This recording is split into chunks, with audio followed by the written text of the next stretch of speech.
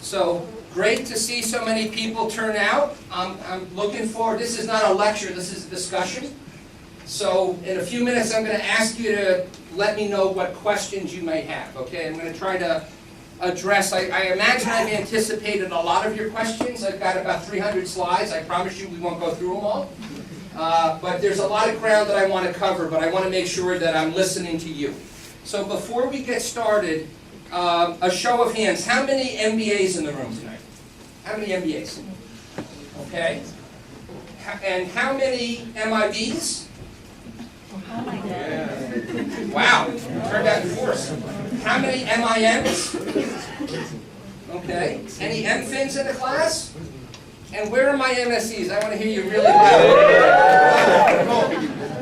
And I also have the pleasure of inviting a lot of our alumni. That's why the front row was reserved, because they've earned their stripes, and these are alumni that have decided to stay in the Bay Area and work in the field of entrepreneurship. So I wanted to also maybe call on them at some point to talk about some of their experiences in finding work in entrepreneurship and related fields here in the Bay Area, okay? So, how many of you are working on a dream right now? How many of you want to be entrepreneurs? Wow. Cool, like 90% of you. So, what kind of entrepreneurs do we want to be? Just call out a few things. What are some of the things that you think you want to do? What are some of the kinds of ideas? Is it tech? Is it social? Social. We got a lot of social. Okay, I know that for a fact. I know you guys. What other kind of entrepreneurs we got in? Tech? What kind of tech? Gaming.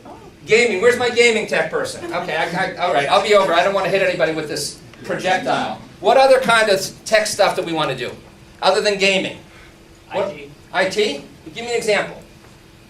Products. Product IT. So what kind of product? Some application Okay. that we use towards. Okay. All right. Some kind of application. What other kind of stuff? What other kind of startup you want to do? iOS. You want to build iOS apps. Okay. You want to be the 501 billionth download. Is that it? Cool. What other kind of apps we got? Website. What's that? Website. What kind of website?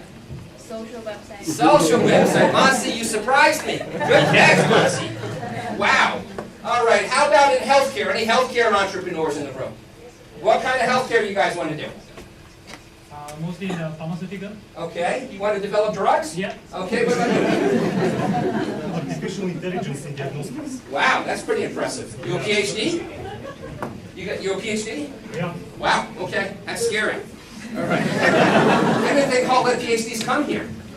I'm just kidding. You know that. All right. What do my social friends want to do? What do you guys want to do? Florian.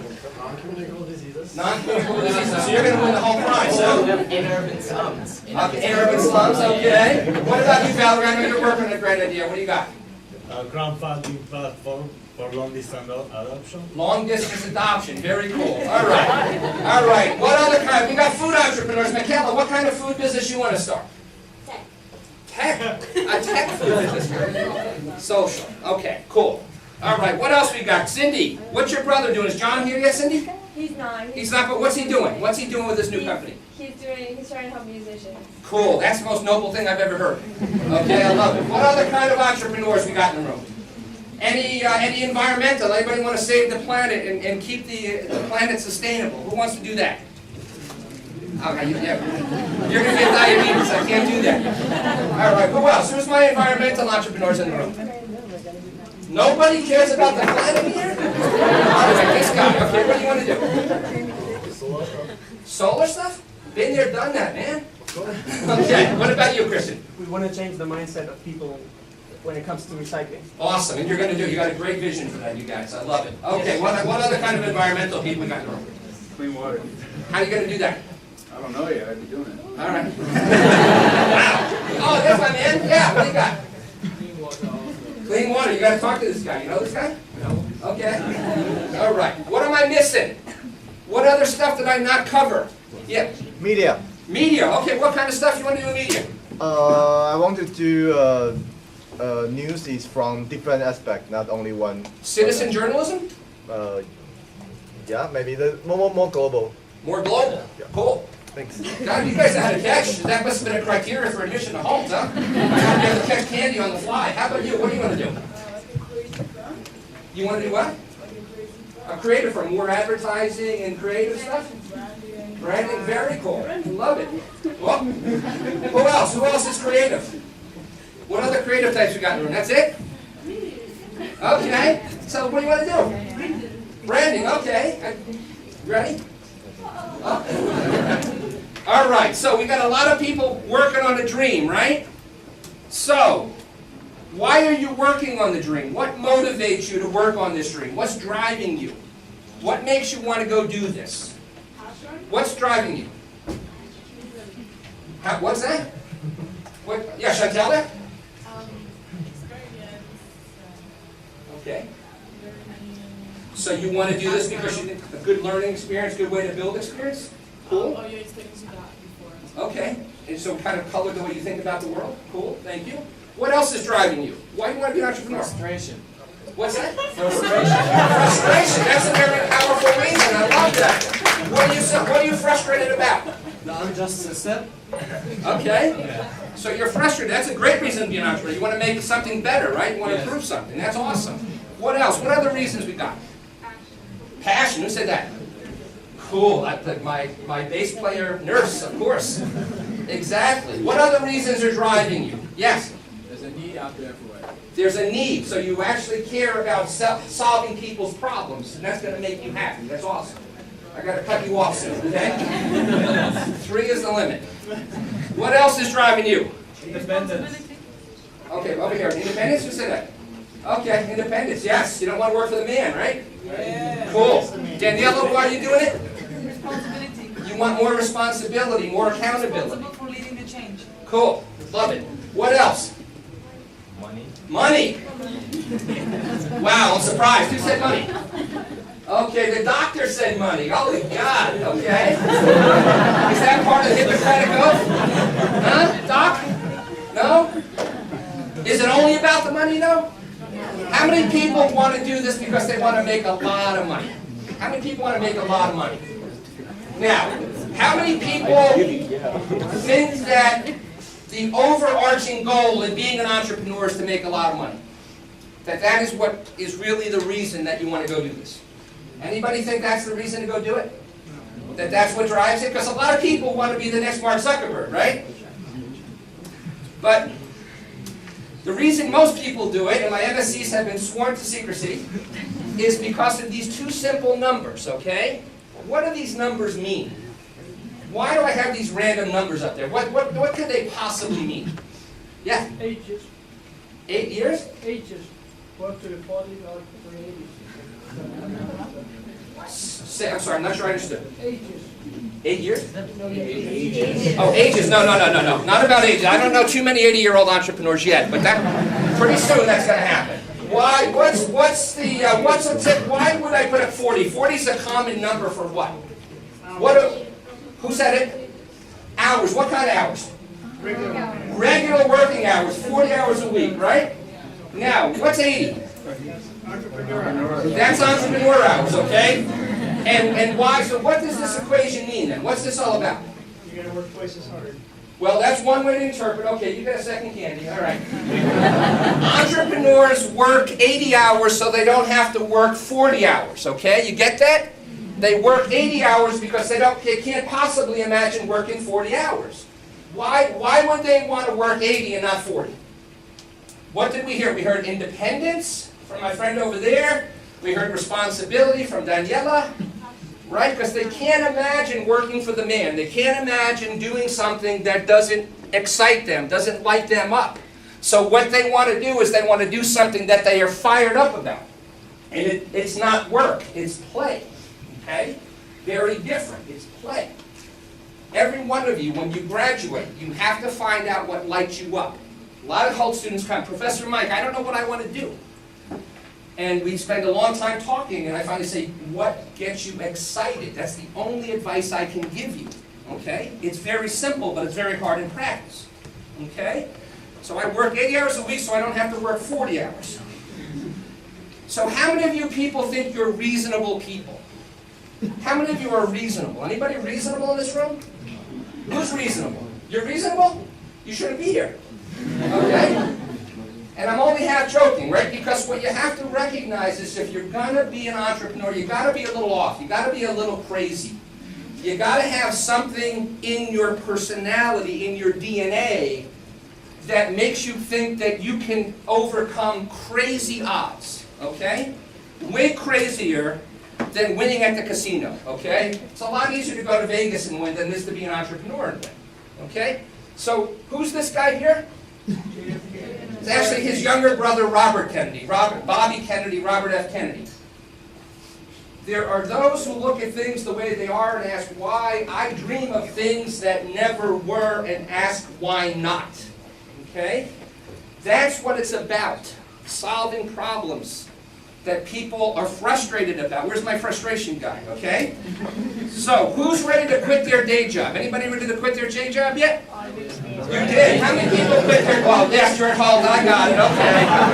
All right. How many people are going to quit their day job? No, I need the light, okay? That's okay. I'm going to be hitting people in the eye with candy if you turn the lights off. That's not cool. I'll get sued. This is America, right? Now, before you quit your day job, okay? Before you quit your day job, these guys are black swans, okay? What's a black swan event? Once in a lifetime. Once in a lifetime. Okay, now everybody knows these two guys, but who's this guy? Jack Dorsey, with a bad haircut, right? With all the money he had, you think he'd be able to afford a better haircut, right? Who's this guy? Who's that young guy? He's a billionaire now. He's like 26 years old. What's his name? Who knows Tumblr? Evan Karp. That's Evan Karp. He just sold his company to Yahoo for what amount of money? 1.1 billion, just in round numbers, right? He started working on Tumblr when he was 15 years old.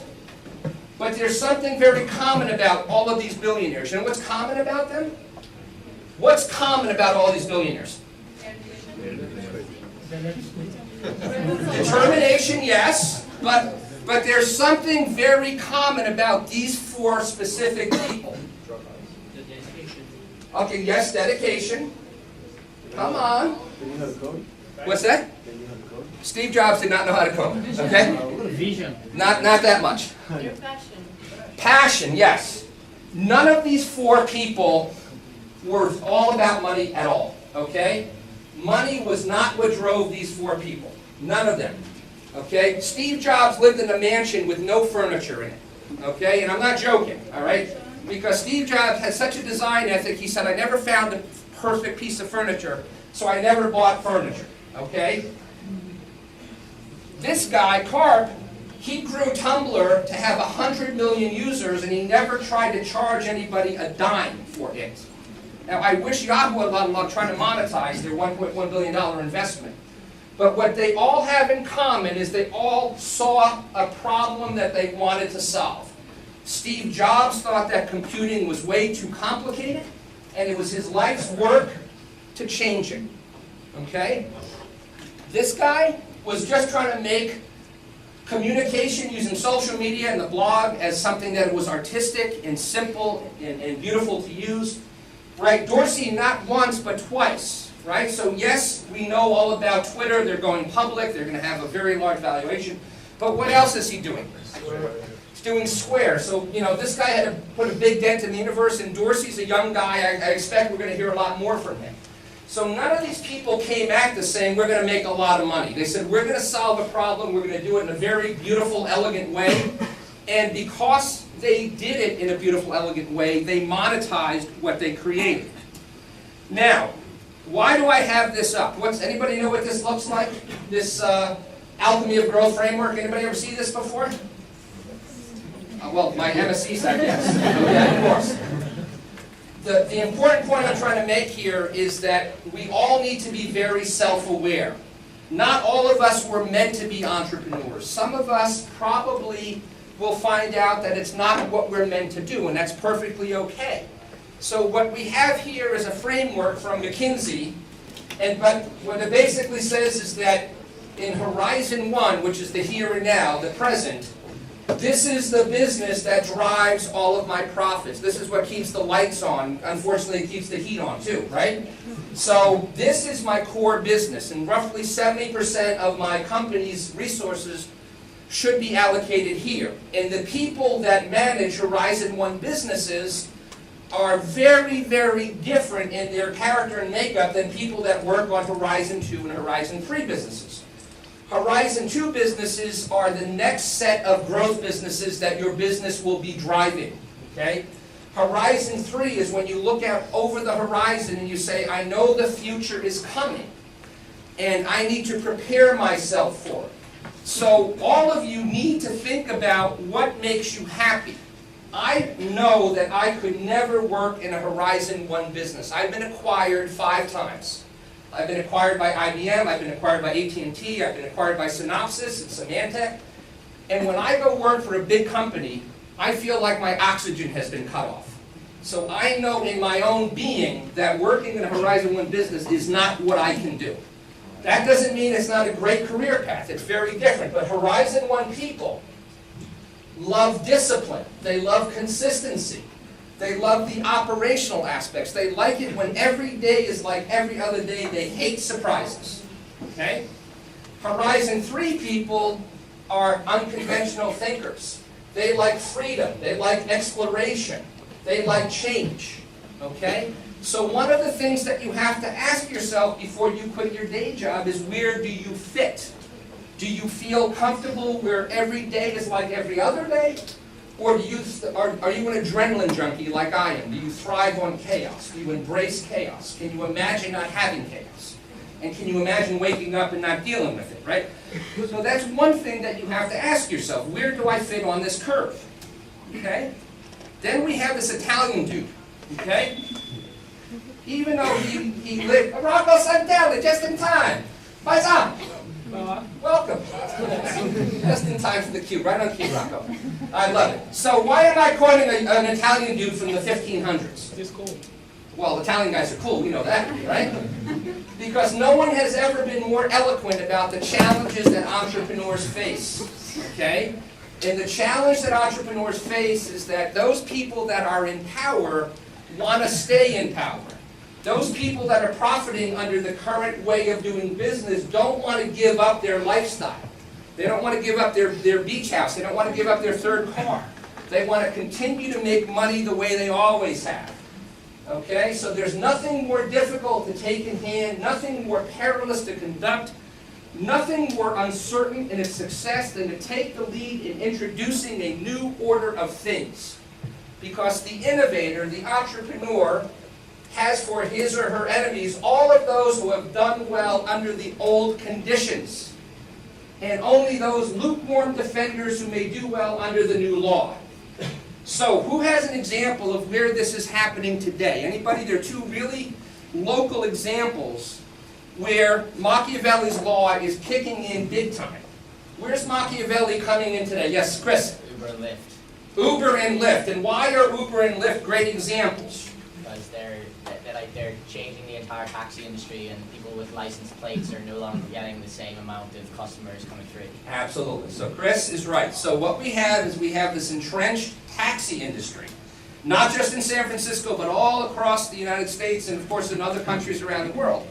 And how many people love taxis in San Francisco? Anybody have an awesome experience in a taxi in San Francisco anytime lately that you wanted to blog about and Yelp about because it was just so amazing that it changed your life in a positive way? Anybody? No? Me either, okay? That was a trick question, by the way, okay? So what happens is, in the system, entrepreneurs go back to the point of, we want to solve a problem. You're standing on a street corner in the rain, you're waiting for a taxi when the San Francisco Giants are playing, the 49ers are playing, a shift change, you can't find a taxi to save your life. So Uber pops in, and Lyft comes in, and Sidecar comes in, and they're filling a need. But unfortunately, the entrenched industry, the taxi industry, says, no way. I paid $1 million for my taxi medallion. You ain't coming into my city and taking my food off my table. I'm going to call the mayor and say that you're a bad guy. Okay? So what happens is in 25 cities across the country, the mayors of those cities work with the lawyers of those cities and they issue injunctions, right? Legal challenges to say, no, Uber cannot operate in my city anymore. And then what happens? Yes? The people who were benefiting get very angry because they get frustrated again. The people get frustrated, like my friend in the back, he got frustrated. So what happened in Chicago? In Chicago, thank God for Twitter. Because in Chicago, the mayor, Rahm Emanuel, who used to be the chief of staff for Obama, now the mayor of Chicago, God knows why he ever wanted that job, but he's sitting in Chicago and next thing he knows, 200,000 tweets pop up and people say, we want our Uber. And Rahm Emanuel goes down like a house of cards and says, you know what? The people have spoken, they can have their Uber. So when you see these challenges, okay, you can see the conflict in real time. What's happening with it? What other company right now, very well-known company? Yeah, please. Airbnb. Airbnb, oh my God, you're going to get diabetes, you're answering too many questions, okay? What's going on with Airbnb? They're renting, supposedly they're renting people's living room or bedrooms or whatever to guests short-term. Okay, but why? Who's getting pissed off about that? Hotels. Hotels, and why are they pissed? What do they say? They have to pay the 14% transient occupancy tax and are sliding away from that. So hotels are saying it ain't fair. We have to have all these codes that we have to comply with. We have to pay all these taxes. And these people from Airbnb are taking money away from us. Not really.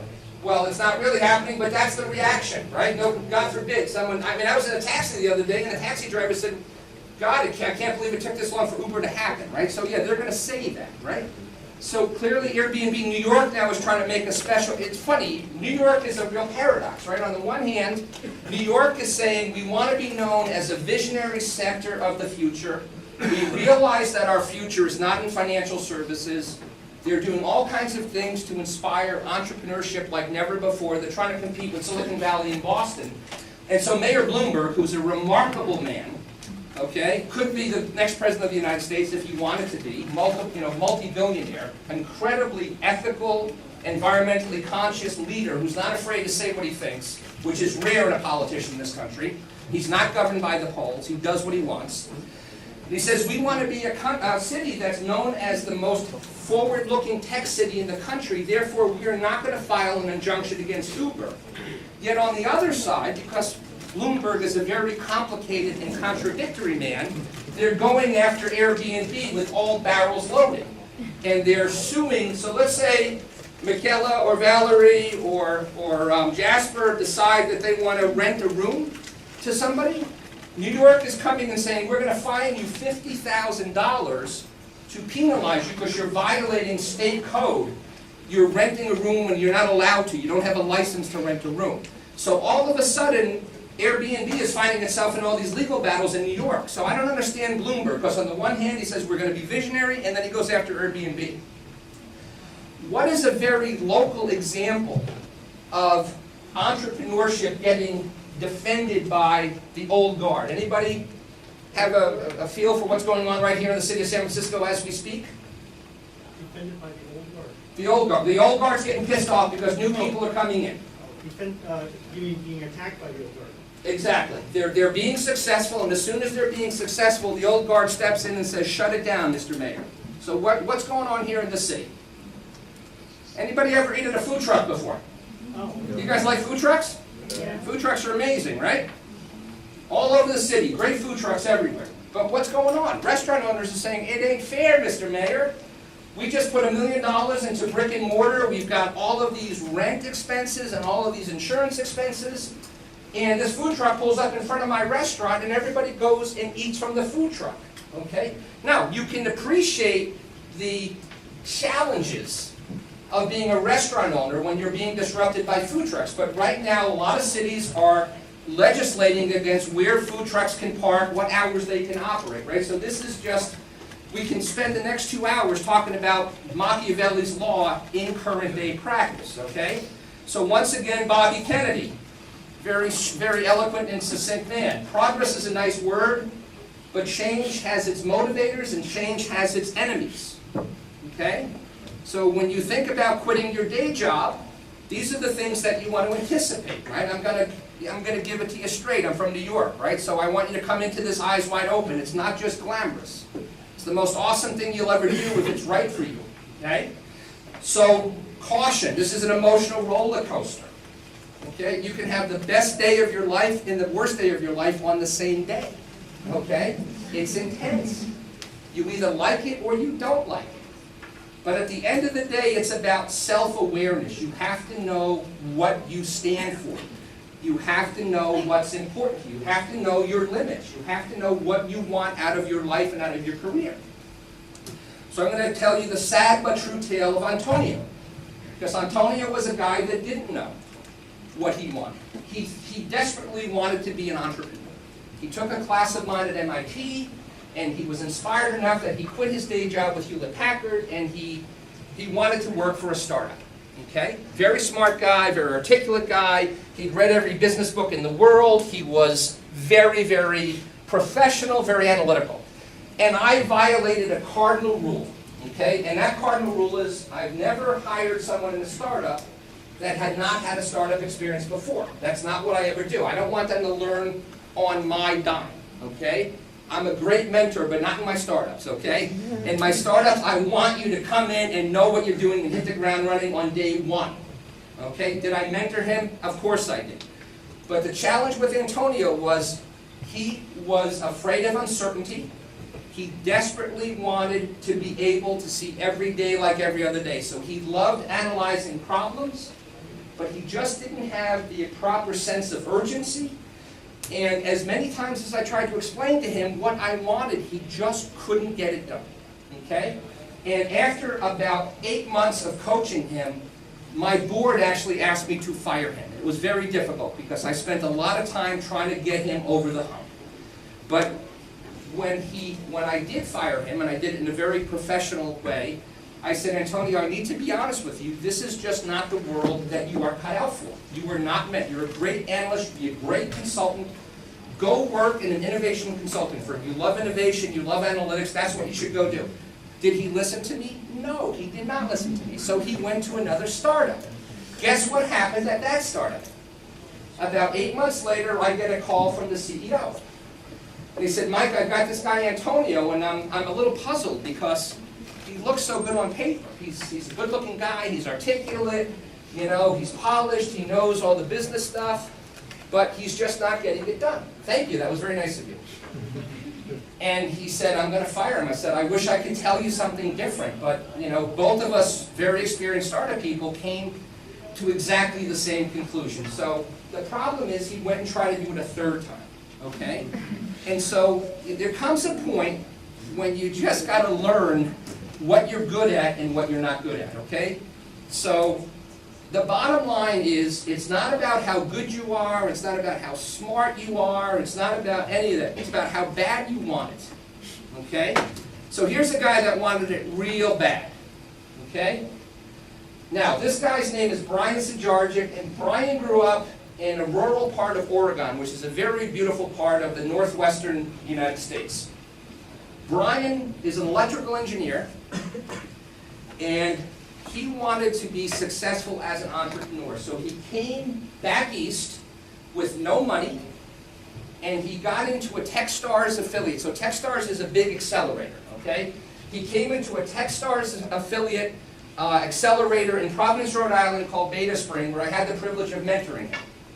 Now, this guy had nothing more than the clothes on his back, okay? And he did something that was somewhat illegal.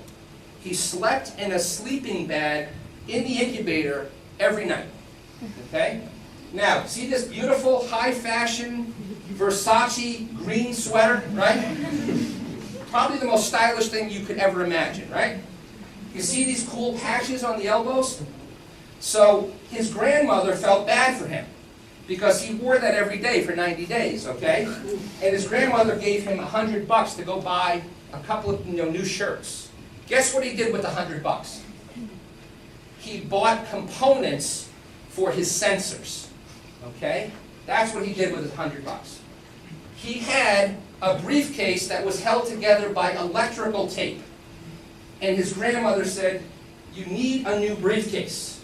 Here's 200 bucks, go buy a new briefcase. Guess what he did with the 200 bucks? Hot sensors. He bought sensors, okay? This guy would have run through a brick wall that was on fire to make this venture happen, okay? He is a born entrepreneur. Now, this guy I was on the phone with this morning, I've been on the board of his company for 4 years. Chad Monroe, building a world-class biomedical device company out of all places, Cape Breton, Nova Scotia. Anybody ever been to Cape Breton, Nova Scotia? It's one of the most beautiful places in the world. It's gorgeous, okay? The very, very edges of North America.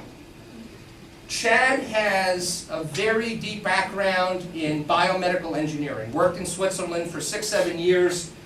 He's come up with some very advanced technology to allow people who have orthopedic implants, hip implants, knee implants, spine implants, to have a far higher likelihood of success. Because there's a very dirty secret in the implant industry. A lot of implants fail in people's bodies, and then people have to go and have them yanked out again. You can imagine how horrible that is, okay? So Chad has brought a very incredible innovation that the leading orthopedic surgeons in the world think is a massive disruption in anything they've ever seen before. And he has struggled. He has, literally this morning, he called me to tell me that he was out of cash yet again. He has mortgaged his house 4 times. Okay? He will lay down in the middle of the road and get run over by a car before he disappoints a customer. Okay? He's the most quiet, soft-spoken, high-integrity guy you'll ever meet. So he would fake you out. If you sat down across the table from this guy, you'd say, yeah, he's just a really good guy. This guy is going to succeed no matter what. Okay? And these are the kinds of people that are the ones that drive disruption. These are the unreasonable people that George Bernard Shaw talked about. So here's the odds, guys. You ready for the odds? This is the house odds. If you go to Vegas, you want to know what the odds are if you're going to play blackjack or shoot craps, right? You want to know what your odds are. So this is your odds. Okay? Very recent. This comes from Harvard Business School. Okay? 2,000 companies that raised at least $1 million in equity capital in the 7-year period between 04 and 10. Similar results in the 5-year period from 00 to 04. Only 1 out of every 1,000 companies gets funded by a venture capitalist. 1 out of 1,000. Okay? And that's okay, because there's a lot of new things like crowdfunding and angel funding that make it a lot easier to raise capital. Okay? Only less than 2/3 make it to 3 years old. Okay? 1/3 gets age 10. Many of them are still private, meaning they haven't created liquidity for their shareholders, their executive team, or their investors. 8.5 out of 10. Okay? Only 11% wind up creating a liquidity event by getting acquired. Okay? Those are the odds. Okay? So you understand why you got to be unreasonable to do this? Because you have to be crazy enough to believe you're going to beat the house. Okay? Now, there's nothing more fun than beating the house. Okay? Beating the house is amazing. Okay? So how many people love sports? How many sportsmen? So when you see a team get together, right?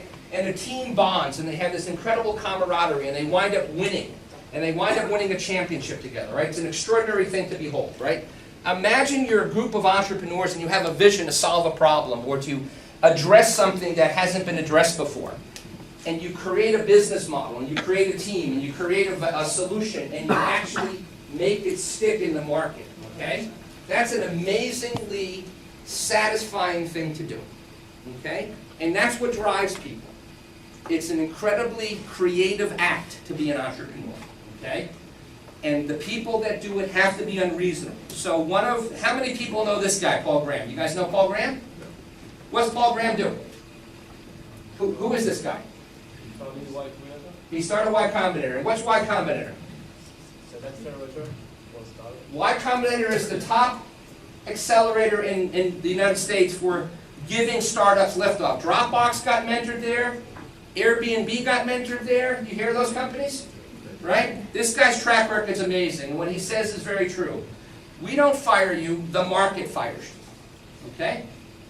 And what that means is when 8.5 out of 10 fail, it doesn't matter if you're doing really well in your job, the startup just disappears, it vaporizes, it goes away, okay? So you gotta be prepared to be fired by the market. That's the risk that you take. So this cool guy here, Cassius Clay, remember Cassius Clay? I believe today still the most well-known famous man in the world, right? Very famous photograph taken in 1965 when he went up against a guy named Sonny Liston, and everybody thought that Clay had no chance against Liston, okay? Everybody thought he was going to get taken down. He took Liston down in the first round, okay? This is what a startup is, okay? The startup is the young, up-and-comer challenging the champion. Okay? So here was a champion. Anybody remember Blockbuster? Yeah? Who used to buy videos from Blockbuster? Oh, rent. Oh, rent them, yeah. Rent them, buy them, yeah. Okay. Yeah. Okay. Have more sugar, okay? Have more sugar. All right. So in my town, they sell dog food at the Blockbuster, right? I can only imagine what they're doing at the Blockbuster in your town. Blockbuster was Sonny Liston. Netflix was Cassius Clay. Float like a butterfly, sting like a bee. Okay? Sonny Liston, Blockbuster said, no way. There's no way this company, what do? They put videos in a red envelope and they put them in the mail. Okay? I got 5,000 stores. My stores are within 95% of every American in this country. Okay? I've got deals with all of the top movie studios. These guys, come on. There's no way. They can't do anything. But what our friends at Blockbuster did not understand is customer experience, okay? They did not understand that when you go to rent a movie and you go back, because human nature is we all procrastinate, right? Everybody procrastinates, or you forget that you have the video in your trunk and you drive around for a week and then you go back to Blockbuster and they say, oh, that'll be $60 in late fees, please. Anybody like paying late fees? But when you're the only game in town, you charge people late fees if you want to exploit your customers, which is exactly what these guys love to do, okay? So it turns out that this guy named Reed Hastings, a Silicon Valley entrepreneur, was just like the rest of us. He's driving around in his car for a week. He's got Apollo 13 in his trunk. And he goes back to the Blockbuster store and they say, yeah, that'll be $60, Reed. And he said, fuck that. I'm sorry, that's a technical term, excuse me. Okay? And so he said, I'm not going to get mad, I'm going to get even. I'm going to start a company and I'm not going to screw my customers. I'm going to actually, if you want to rent Apollo 13 for a year, awesome. If you want to watch it 365 nights in a row, cool, watch it. Memorize every word and every character script, right? Cool. So very simply, this guy started to chip away at Blockbuster, okay? It's one of my favorite cases. If you take my disruptive business model case this year in Module D in London, Module D in San Francisco, we will go into this case. It is a brilliant example of an evolutionary strategy. Because who would have predicted in 2001 that these guys would become one of the biggest movie studios in the country, okay? Producing Emmy Award winning and Academy Award nominated content, okay? Remarkable, okay? It all came down to caring about your customer's experience and then executing in a way that allowed your customer to have a positive movie experience. One of the brilliant things they did is they understood that they could not replicate, did not want to replicate the in-store experience. So they came up with this brilliant substitute, which was the recommendation engine, okay?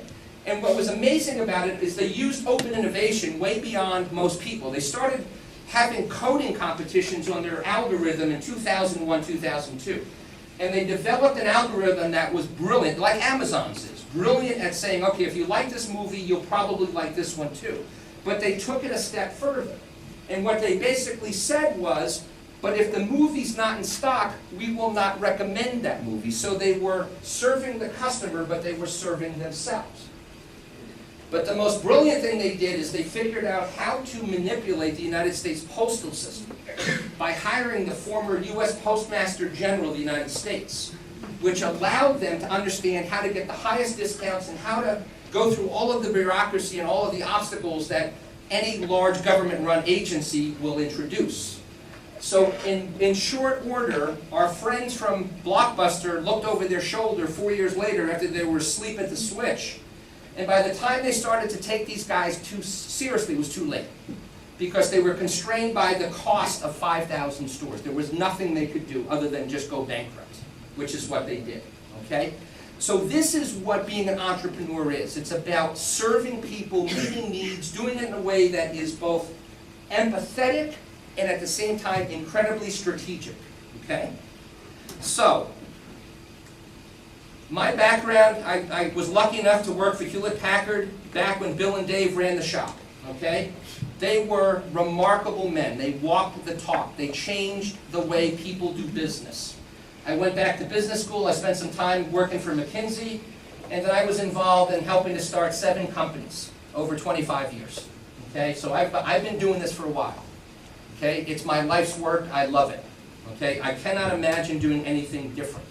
But where I get my real juice these days is I spend time in a lot of different accelerators and incubators, and I work with a lot of young entrepreneurs, because this is the future, right? You are the future. Not to say, to Chris's point from earlier in our class, yes, there are a lot of 40 and 50 and 60-year-old entrepreneurs, but I play in the world of mostly tech and social, and a lot of the tech stuff starts with young entrepreneurs, okay?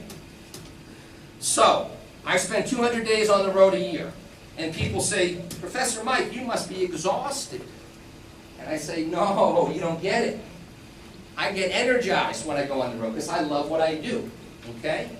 And I get to see patterns, I get to see stuff, and I get to connect dots. So that's what I'm going to try to share with you tonight. I'm going to try to connect some dots, okay? So let me take a break and ask you, what questions can we cover for you in the next hour? We're going to end in an hour. So what questions can we answer? What are some of the big questions?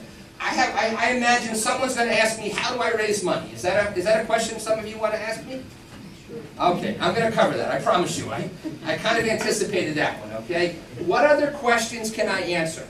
What are some of the things that are confusing or that you would like more detail? Yeah, please. One of the things you talked about was the sense of urgency that's important to be an entrepreneur. But we've also been hearing in SoBiz and a couple of other places how important it is to do your market research before you... So we're going to talk about lean startup, and we're going to talk about you go really slow until you go fast. And you go really slow until you get to product market fit, and then you step on the accelerator and you raise capital. But we're going to definitely get into that, okay? Thank you, Preston. Other questions? Yes, my frustrated friend. Are you less frustrated now? Less frustrated, yes. Okay, cool. There are some bad ideas that people start. When to stop? When to stop? That's a tough one. When to stop a bad idea? Okay, that's a very good question. Okay, and there's no silver bullet. Okay, so if you want a silver bullet, I'm not your guy.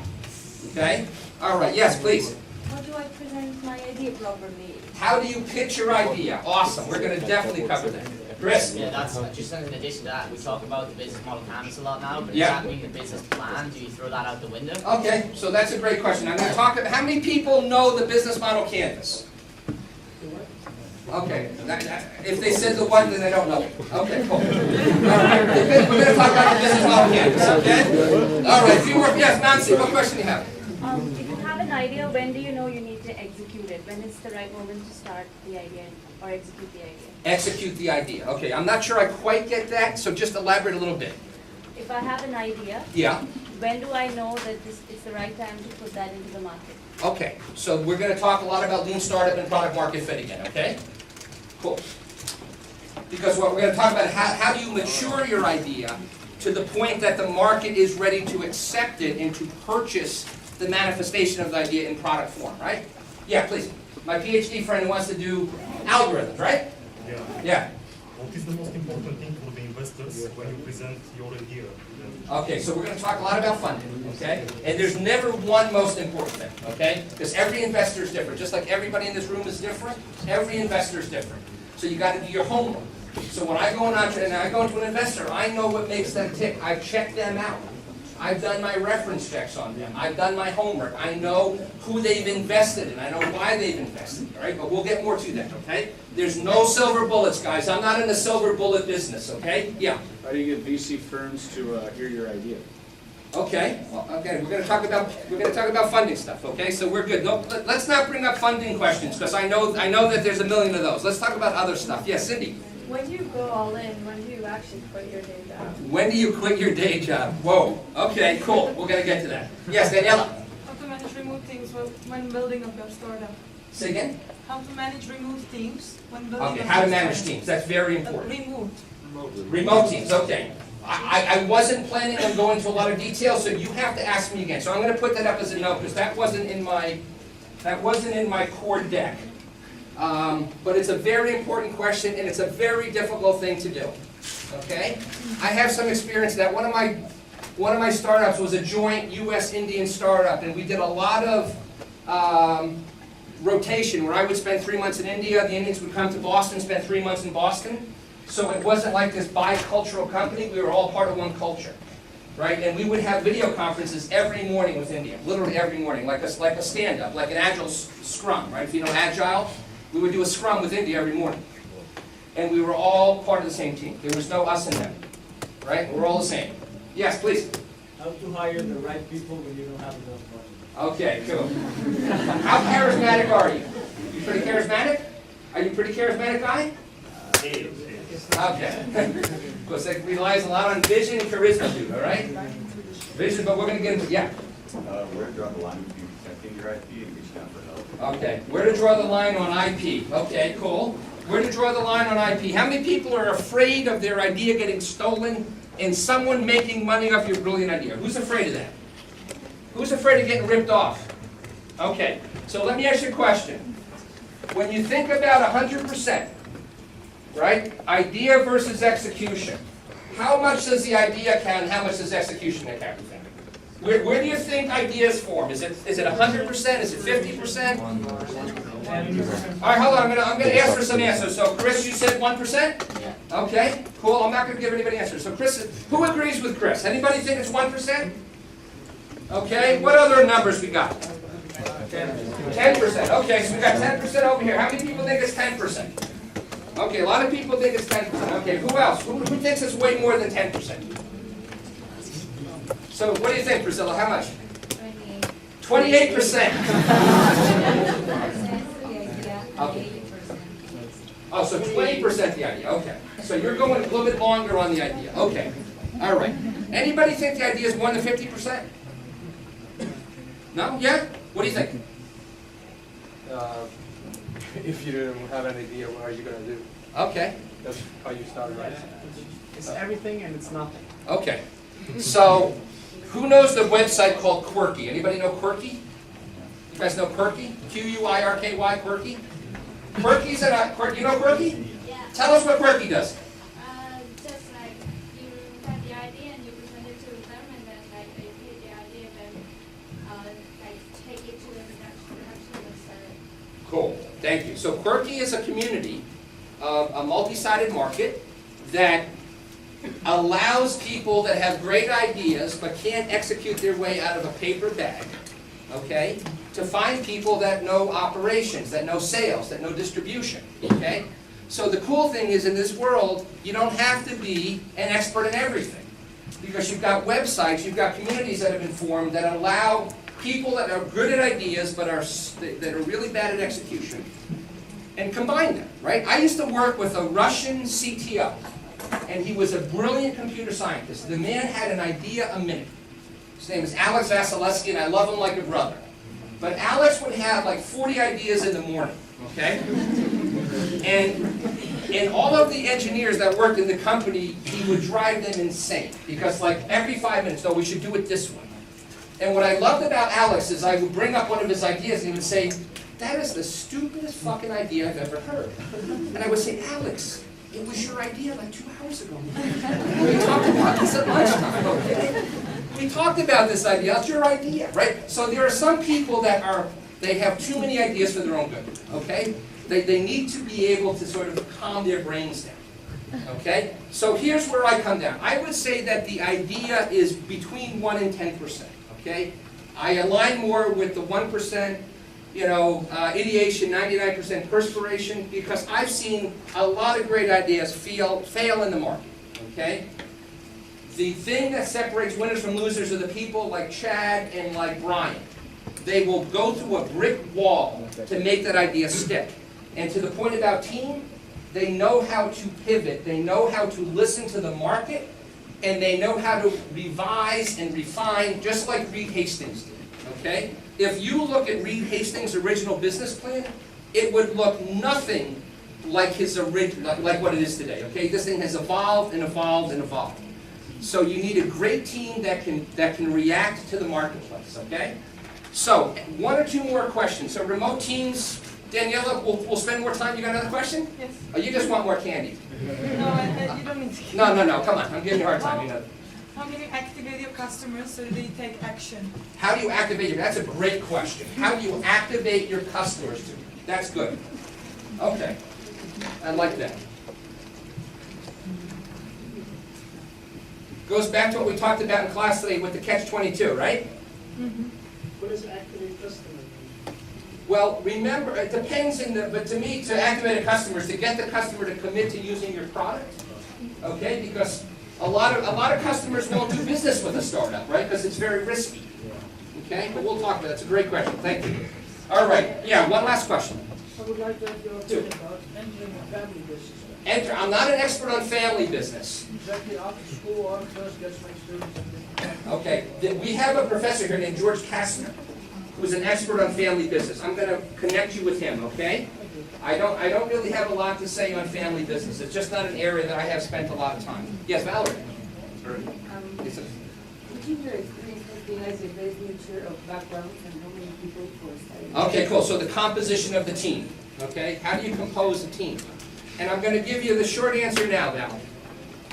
And this is where the Americans do a really good job. When I travel all over the world, in most countries, the notion of equity, the notion of sharing ownership is very different. So when you go outside the United States, you hear a lot of people say, I'm the owner of the company, right? And to be the owner of the company means you don't get it, okay? To be the owner of the company says that you don't understand that the way that you get wealthy is by making a lot of people wealthy. And so in America, everybody from the secretary to the janitor to the chairman of the board gets equity. Everybody, okay? In a lot of other countries, one or two founders get equity, and everybody else is an employee, and the incentives are not aligned. So in America, you will have a CEO, a VP of product marketing, a VP of sales, a VP of engineering, a CTO. You have a team of people that are all sharing in the upside of the business. Okay? And when the question was asked, what does an investor look for? If I was to give you one quick answer, they're looking for an awesome team. Okay? That's the single biggest thing they're typically looking for, is an awesome team. And it's got to be a complete team, or they have to see a way that you can recruit. So the question that you asked earlier, remind me of your name? Michelle. Okay? The question he asked earlier, how do you get people on board? It's very important to an investor that you have charisma and that you have a vision, and that you can get people excited about your vision. Because if you don't have cash, you better be able to give them something. And what you want to then give them is enthusiasm, hope, and excitement. Okay? And that's important. Yes, I'm sorry, you had your hand up.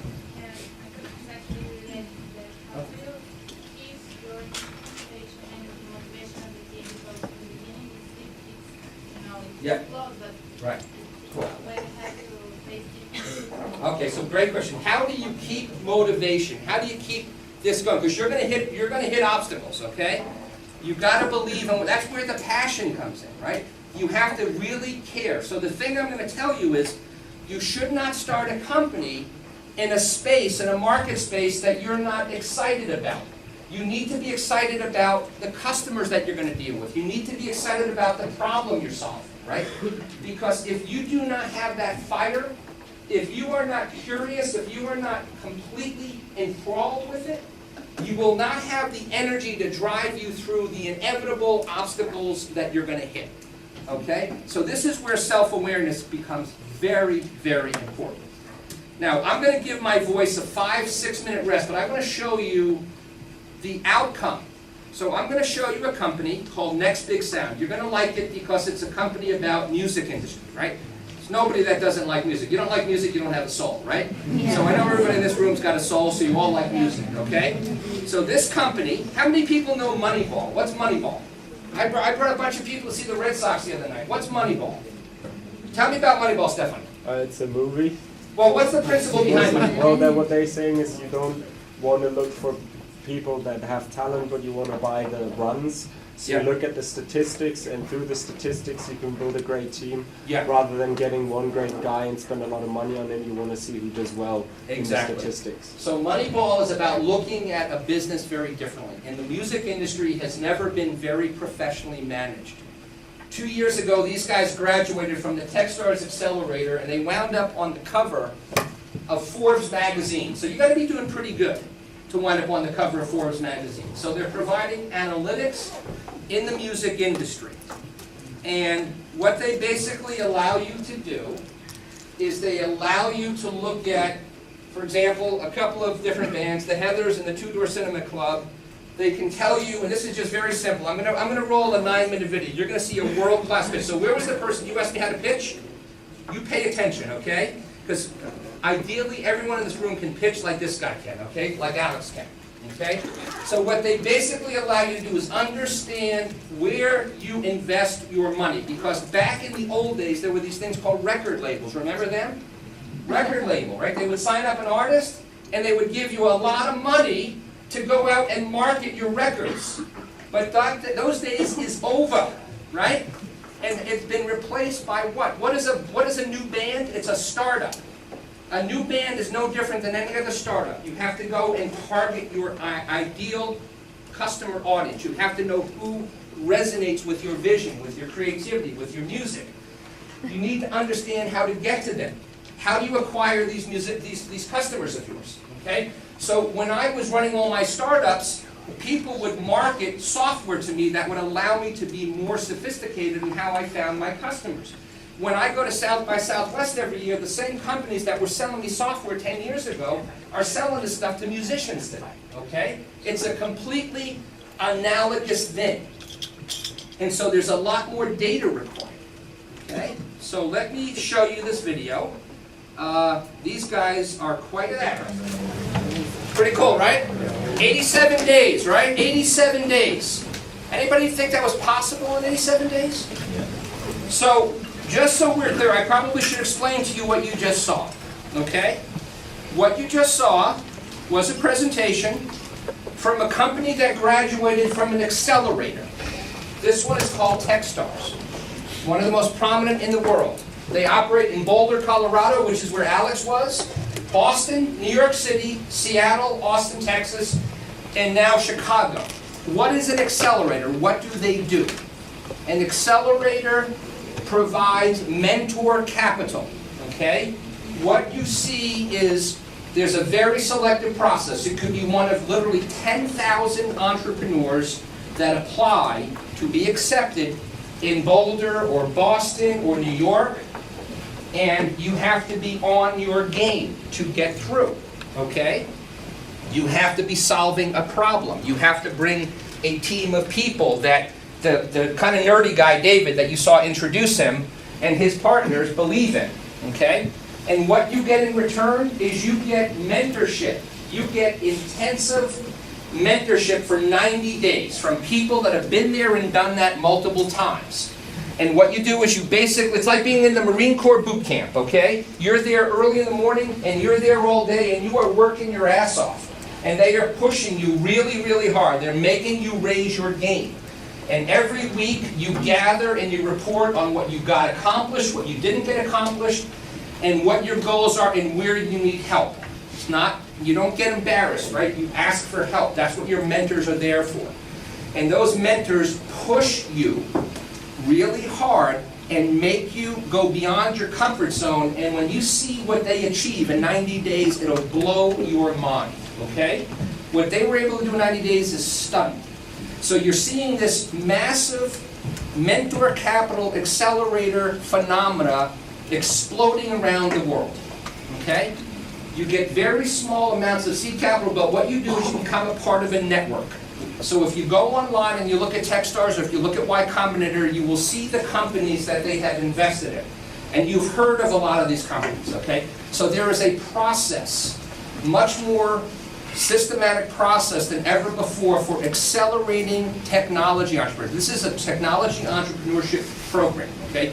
There are social entrepreneurship programs for sure, but they're not driven as aggressively, okay? Because in the web era, you can very quickly become significant enough to be bought by Google or to be bought by Yahoo or to be bought by Twitter. And so a lot of companies wind up within a year getting bought by one of those major, internet behemoths for tens or hundreds of millions of dollars, okay? So that's the game, okay? And this is what it looks like. So as, you were looking at Alex was looking into this audience here at what was called Demo Day, okay? And what Techstars does is on your graduation day, they load the hall with about 1,000 angel investors and venture capitalists, okay? So he was looking into a room of about 1,000 investors. So you got to be very comfortable when you stand on stage and you present your idea, because the whole point is that the people that mentor you and the people that they invite are the most likely to invest in you. And this is how you get, this is by far the most likely way to get value-added capital that I know, okay? So let's quickly talk about the history of this area that we're hanging out in here, right? A lot of you came to San Francisco because we're in the center of the innovation ecosystem, right? And up until not that long ago, the Silicon Valley was mostly peach and apple blossom valley, right? It was all about orchards. And then this very famous garage wound up getting used by these two men named Bill Hewlett and Dave Packard in 1939 in the Depression to create an audio oscillator. And that audio oscillator was built for Walt Disney, and Walt Disney was making the children's movie Fantasia. And Fantasia won Academy Awards, and the oscillator that was used by Hewlett-Packard won Academy Awards for the sound that it enabled, okay? And this is considered the birthplace of Silicon Valley, okay? And that garage does exist, and it's on the National Register of Historic Places. Bill Hewlett and Dave Packard changed the way that companies run. Back east, where I grew up, back in New York City and back in that part of the world, when you went to work, where you parked your car in the morning, where you ate lunch, where you used the bathroom, how big your office was all defined by your position in the hierarchy. And Bill Hewlett and Dave Packard called bullshit. And they said, that's not the way we want to run a company. We want to run a company which is essentially a meritocracy or an adhocracy, okay? Every single person works in a cube. There are no assigned parking spots. You want to get a good spot? Get to work early, okay? That's the way you get a good parking spot. We're not going to have a spot reserved for the 10 VPs. You want to go have lunch? Go eat with all the rest of the employees, okay? This is not an us versus them approach, okay? And it was a culture that worked. And I can go on and on about how extraordinary these two men were, how extraordinary it was to work at this company. This place was an innovation machine. And it was considered the most admired company in America for many years, and it was the Google and Facebook of its day. If you were an engineer, this was the place you wanted to work. It was a very special place, and it created a culture that has permeated the entire world today, right? The culture of adhocracy or meritocracy. Now, back in Boston, there was a lot going on as well. But there was a very big difference between what was going on in Boston and what was going on here. Okay, now I have lived in Boston for 20 years. Boston is based on a certain culture that comes from the Puritans, okay? It's a more stoic, it's a more formal culture. Boston is a much more buttoned-down place. And so what you see in Boston is you see a lot of laws and a certain way of being in the world that did not allow for the open exchange of ideas. So in Boston, they have non-compete clauses. What is a non-compete clause? Has anybody ever signed a non-compete before? Andrew, what's a non-compete? Basically, you can't do anything within the line of business of whoever you're working for. Right, so expand on that a little bit. So how long do they typically last? It can be like 2 years after you leave the company. Right.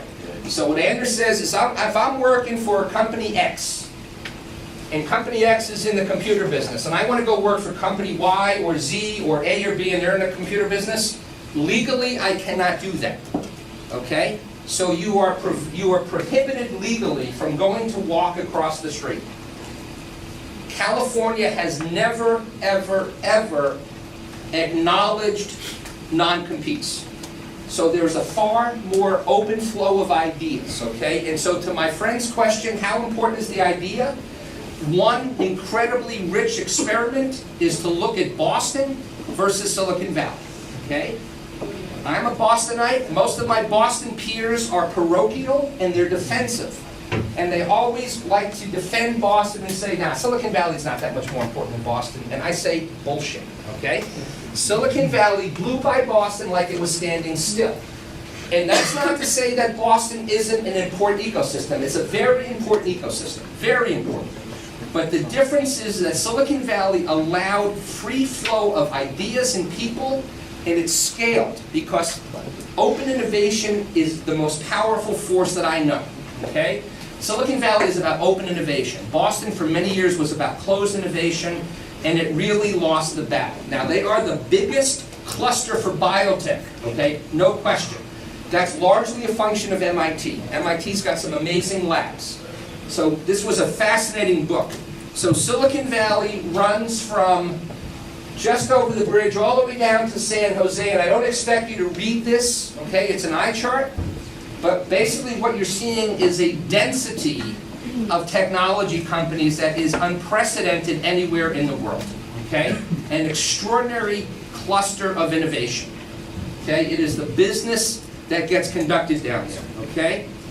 And Silicon Valley is, yes, the center of the technology startup universe. There is no argument to be made. No logical, rational argument can support it. And I will tell you, after traveling 200 days a year for the last 20 years, that all business models, all management approaches cascade downhill from Silicon Valley, okay? This is the incubator of current bleeding-edge management ideas. I don't say that to be a jingoistic American. I don't say that because I'm standing here in San Francisco and I'm trying to ingratiate myself to you. I'm saying this because it is fact. This is where it all starts, okay? So let's talk about the culture of the Valley, okay? Culture eats strategy for breakfast, right? Peter Drucker, love that quote. There's a unique culture here. Now, who are these people? Anybody remember these people? Anybody, these people stand out at you? Breakfast Club. No, the Breakfast Club? That's it. You've had way too much candy. I'm cutting you off. Done. Okay? Done. I don't care how many questions you answer. Okay? This was Mark Zuckerberg's sister, right? When your sibling is a famous entrepreneur and he's a billionaire, you get to do stuff that most people normally wouldn't let you do. Okay? So they let Randy Zuckerberg create a TV program on cable. That should be your first hint. That they tried to create a TV show that showed Silicon Valley culture. This was a very cheesy soap opera that had absolutely nothing to do with Silicon Valley whatsoever. And the good news is most Americans have a good bullshit detector, and the thing lasted for about 8 episodes and they canceled it. So even a billionaire's sister couldn't keep it alive because it was so disingenuous and so non-representative of the way the Valley worked, okay? Silicon Valley culture is all hands on deck, okay? You are on call all the time. And unlike big companies, there ain't nowhere to run and nowhere to hide, okay? You are showing up and you are working every day. You don't call in sick, you don't dial it in, you bring everything you got, and it is a marathon at a sprint's pace. So, what does the culture stand for? It stands for risk-taking. It stands for integrity. It stands for collaboration, okay? And absolutely it stands for sharing wealth. Greedy people do not make money in Silicon Valley.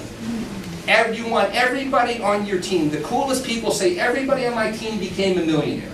That's what you want to have happen. That's how it works. Or you can do it Dilbert's way. Okay? The pointy-haired boss, my favorite guy in the world, okay? We need to foster more of a startup culture to drive innovation. So we get to dress casually, work flex hours, feel that our work is valued, and get equity in the company. And the legendary pointy-haired boss, the greatest role model of any executive leader I've ever said, says, what would be the name of a culture where people work hard but don't get any of those other things that you just mentioned, okay? That's why I love Dilbert, because it's too real. So, you want to go find a job? How many people want to go get a job in Silicon Valley? How many people want to stay here and work here? Really? Just, you guys getting sleepy on me? Do we need to wrap this up? You guys awake? Work or start? Either way. Okay? Either way. How many people want to stay here and work? Start a company, work for a startup? Okay, now, okay, you're awake. Okay. So, my first advice, it's about attitude. Okay? Self-fulfilling prophecies. Of course, they're gonna measure your brain power. But you're going to spend a lot of nights eating a lot of cold pizza, very American tradition, okay? Italians say, oh my God, this is the worst thing I've ever heard, cold pizza. These Americans, they're pagans, okay? They eat their pizza cold, oh my God. You're going to spend a lot of nights in rooms just like this, in tiny buildings with bad ventilation. Does it ring a bell? Okay? Now, anybody ever go to the website Glassdoor.com? Okay, Glassdoor.com is pretty cool, right? I wish they had it when I was your age, okay? I had to figure it out the hard way, okay? I had to get dinged, all right? It's like dating, right? Interviewing is like dating these days, okay? What are the questions they ask you? What movies do you like? What cities do you like to hang out in? What last book did you read for fun? What makes you uncomfortable, okay? Because it's about alignment of values. You want to work in companies where your values line up, right? That's critical. You want to work with like-minded, like-valued people. So this is a positive trend. You don't want to be this guy, okay? You don't want to be tone deaf. You don't want to, go into a series of interviews where you just want the job. Walk away if the culture doesn't fit. There's no greater way to fail than work in a company where the culture doesn't fit you, okay? So, who are you? How does the world see you? And how the world actually sees you, okay? So self-awareness is critical, okay? And we won't get into this. I'm not here to, count you on self-awareness. I'm going to let your team skills people do that, okay? But it's critical, all right? You walk into an interview, you better know everything you could ever imagine about that startup, okay? You better have drained the web. Because everybody you're going into interview against with has, okay? This is getting very specialized. You've got to do your homework, right? Now there's a cultural perks arms race underway. So I'm going to test your knowledge of the Valley, okay? So what company gives you treadmill desks? Who gives you treadmill desks? If you want a treadmill desk, they'll give you a treadmill desk. Who is this? Eventbrite.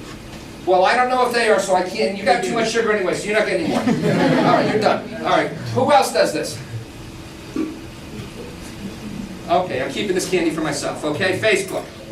Okay? Who has a garden on the roof? Google. Twitter. Who said Twitter? Okay. Twitter. All right. Who has a tree house to take naps in? Threadless. Okay, so I heard a couple. So Uber, yes. Airbnb, yes. Airbnb. Who said Uber? Okay, my friend on the floor who keeps trying to trick me. Okay. All right. Cool. Who has nap pods? Google? All right, hold on.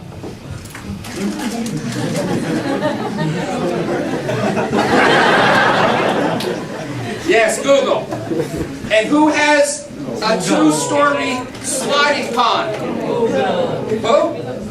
Well, I call them somebody else. They're owned by Google. No, they don't own. No, they don't own YouTube. Not yet. They got Google Wallet, right? YouTube. Android. Who said YouTube? Okay. You said Cindy? Cool. Monty? Anybody else on YouTube? There you go.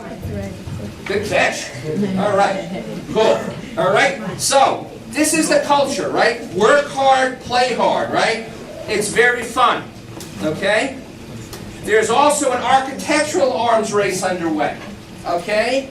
All kinds of belief now that you're building buildings that are creating more of an environment to be creative and not feel like you're obstructed. So what's this thing? Google. Apple, right? So it just got approved by the zoning board a couple of days ago, right? So this was just in the San Francisco Chronicle over the weekend, right? Apple finally got this through, right? So who said Apple? Oh my God, okay. We got a lot of candy to give out. One, where else? My frustrated friend. Okay, where else? Apple, no more? Okay, back here? All right, what's your name? Ian. Okay, Guillaume, my French friend Guillaume. I'm sorry. Here, Guillaume, that was a bad throw. Get this one. All right, my friend, what's your name? Michael. Thank you. All right, so anyway, that would be a cool building. So there's no flat surfaces in that whole building, okay? Pretty cool. So now we're going to go back to the School of Rock for a little while. Anybody like the School of Rock movie? It's an awesome movie, right? So, what lessons have I learned? Okay? This is the great oxymoron. This is the paradox of entrepreneurship. Everybody wants to boil the ocean. Everybody says, I got to take over the whole world on day one. Okay? The minute you do that, you're dead. Less is more. You have to be Zen-like. Okay? So you think big. Yes, think very big. Think world domination big. Think big. But start small. What happened to Airbnb? They started big. They failed. Their mentor slapped them around a bit and said, what are you thinking? Okay? You can't take over the whole country. There's too many trust issues that you got to deal with. You got to prove the model. Let's go to San Francisco. Let's come back to our backyard. Let's figure out how to get people to trust that when they rent a room from a complete stranger, they're not going to get knifed in the middle of the night. Okay? Or they're not going to come in and break your TV and steal your stereo and steal all your shit, right? So that's a problem that takes some thinking, right? There's a lot of trust, right? How many people before Airbnb would go sleep in some stranger's house? Anybody think about that? Probably not, right? So how did Airbnb do that? They had to create a business model that engendered trust. And you can't figure shit out on a massive scale, so you got to run experiments. So they came back to San Francisco, and the rest is history, okay? Because this growth curve is insane. This has got to be the next blockbuster IPO, okay? These guys are crushing it. So they started by renting cheap, short-term accommodations to poor, starving artists and entrepreneurs and starving students. And today they rent you a yacht, a castle, an island, okay? Because they built trust. Because you know when you rent through Airbnb, the transaction is trust-based, okay? So first they started small, they thought big, and they got big. But it is an emotional roller coaster, okay? So, you know, I've been teaching at Hult. This is my 3rd year, only my 2nd year full-time. So when I started here, Zynga was like the hottest thing in the world, right? And the CEO, Mark Pincus, was a hero. He was on the cover of every business magazine. He's a hero. He's amazing. He's God himself. Okay? And then, all of a sudden, Mark Pincus ain't a hero. In fact, he got fired recently, okay? So you can go from a hero to a goat here really fast, okay? Don't believe your own press releases because it moves too quick, okay? This is tough. This is a tough place. So when you enter the world of the startup, whether you're my friend Guillaume from Paris or you're someone else, it is changing faster than ever. So you got to hold on tight, okay? And it's a minefield, okay? I just showed you the bad news there. So here's a dude. What's this guy's name? Mark Grandinetti. Who said that? Who said it second? Who said it second? Oh my God, you're not coming back. That's it. All right. Mark Andreessen was the guy that made the web what you and I know it to be. Because before Mark Andreessen, the web was a research science project, or it was a facility or a platform that allowed academic researchers and people doing defense-related research to share their ideas. And Mark Andreessen, while a student at the University of Illinois in, I think it's called Champaign-Urbana, created what we call the Mosaic browser, which became the company called Netscape. And Netscape allowed all of us less technically minded people to surf the web, okay? He was recently knighted by Queen Elizabeth. He's considered one of the great innovators of the last 30 years. He's now one of the most prominent venture capitalists and mentors in Silicon Valley, okay? And he said something very profound. Software is eating the world. What does he mean by that? Does software have an appetite? Are there apps that eat stuff? I mean, I know there's Yelp and there's Grubhub and there's Urban Spoon, but what does he mean that software is eating the world? How does software eat the world? What's that mean? Yeah. Software is everywhere. Software is everywhere. It's everywhere, right? It's everywhere. So when software is everywhere, what does that mean? It means that all of us better understand it. It means that all of us better have some clue as to what it takes to write code, okay?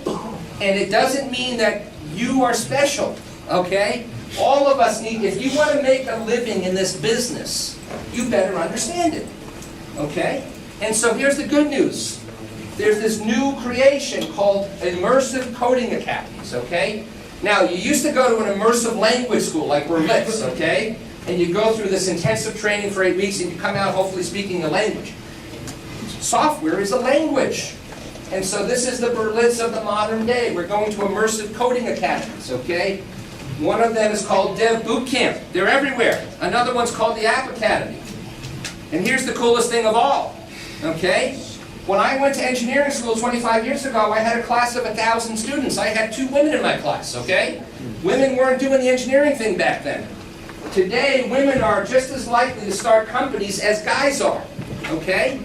Just as likely. So I've mentored these women in different programs.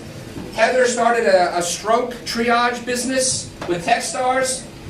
And Irina started a caring business. So basically she was giving a platform to people that cared for people at home that were really sick, had acute illnesses. And Julie created something which was incredible. She created a common application for scholarships because she was a young woman who wanted to go to college. Her father had gotten laid off during the financial Armageddon. And he said, I'm sorry, we don't have money to send you to college. So she had to apply for scholarships to go to college. She wound up completing 400 separate scholarship applications, okay? And she said, this is ridiculous. So she was powerful enough to say, I'm going to create one common standard scholarship application platform that will be accepted by all colleges. And that's what she did, right? So again, a pain point that she personally experienced, so she was frustrated, okay? And so when you've got women doing stuff, you've got women doing software. So Girl Develop It here in San Francisco. So how many of you women are going to go start on this tomorrow? How many women are going to learn to code tomorrow, right? Chris, go. I love it. Awesome. Cool place to hang out, right? Maybe they'll let you in. Just, put on a wig and maybe they'll let you in, okay? But this is the world we live in, okay? This is what we need to understand if we're going to be able to know what we need to do. Now, atoms versus bits, okay? Massive trend, okay? Atoms, physical stuff, right? These are atoms, okay? Unfair fight, okay? I don't want to get in that fight, okay? Atoms. What's this thing? A 747. How old is this thing? It was created in 1969, okay? Most of you were not even a gleam in your parents' eye in 1969, okay? But you know what's crazy? It's still the single most popular way to take people across an ocean, okay? Now, if Moore's Law was in action, what's Moore's Law? What's Moore's Law? I need another, you're getting too much candy. We got ringers on both sides of the room. What's Moore's Law? Come on. We're in San Francisco. They let you into the city without knowing Moore's Law? Okay. Irene. Yay. Give me a hand, my MSCs. I got it right. Cool. Okay, so what's Moore's Law? Well, the capacity of semiconductors doubles. Doubles every how long? How frequent? Well, it was every 24 months. Every 18 months, yeah, now close. It's every 18 months. Yeah. And the price drops in half. Exactly. So when you look at this, okay, you look at electronics, I know it sounds crazy, but I actually carried that thing around, okay? I'm old enough to know what that was like a 28-pound phone, okay? You had to make a decision when you left. Do I bring my briefcase to work or do I bring my phone? Because I can't possibly bring both, right? But this is Moore's Law, right? This is saying, okay, the world is moving forward and we're advancing as a species, okay? And now I got this iPhone that's got more computing power than a mainframe did 20 years ago that I paid $10 million for. I can do more shit with my iPhone than I could do with a mainframe. That's Moore's Law. So, if this followed Moore's Law, you would pay 25 cents for this plane. It would move at the speed of light if it followed the trajectory of the digital world, right? So bits versus atoms, it's not fair, okay? So these digital business models are crushing physical business models. Crushing them, okay? All right, let's go by this guy. Okay, so let's look at the more typical outcomes, okay? Harder than it looks, 75% or more of all VC-backed companies fail. VCs bury their dead very quietly, just like the mafia, okay? They don't tell you where the bodies are buried. They're still looking for Jimmy Hoffa. They're still looking for most of these companies that they got shut down. VCs do not like to talk about failure, okay? They got big egos, okay? So when a VC screws up, you gotta kill them to find out what happened, okay? Okay, now, this guy, okay? Worth every press release ever meant about this guy, okay? He saw the future. There's a video I like to show, we don't have time for it, where he went into a research lab just down the highway in Palo Alto, just down the street from where HP's headquarters are. And this was in the late 1970s, and this company called Xerox that made copiers had created all this incredible technology, okay? One of the things they created was a graphical user interface, okay? Back in that day, when you wanted to interact with a computer, you actually had to type in and you would punch holes in cards. And you would put these cards into a reader, and it was machine language. And there was no interaction. I took a stack of cards, I would program in Fortran, I would have a big stack of cards, I'd drop them into a card reader, and the program would run. And I have no idea whether the program worked. And maybe 12 hours later, someone would say, oh, you had a bug somewhere. And then I'd spend all night figuring out where the bug was. And the beauty of Steve Jobs, and I love this quote, you should look up this video, it's a beautiful video. It's Steve Jobs, I hired the wrong guy.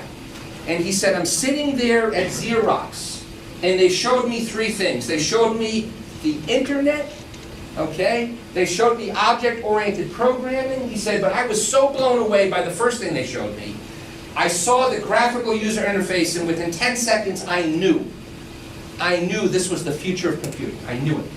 Now, no one else knew that for a long time, okay? It took Billy Bob Gates 20 years to figure that out, okay?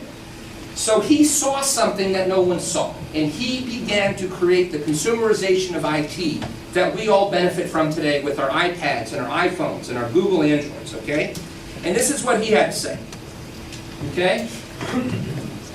Here's the crazy ones, the misfits, the rebels, the troublemakers, the round pegs and the square hulls.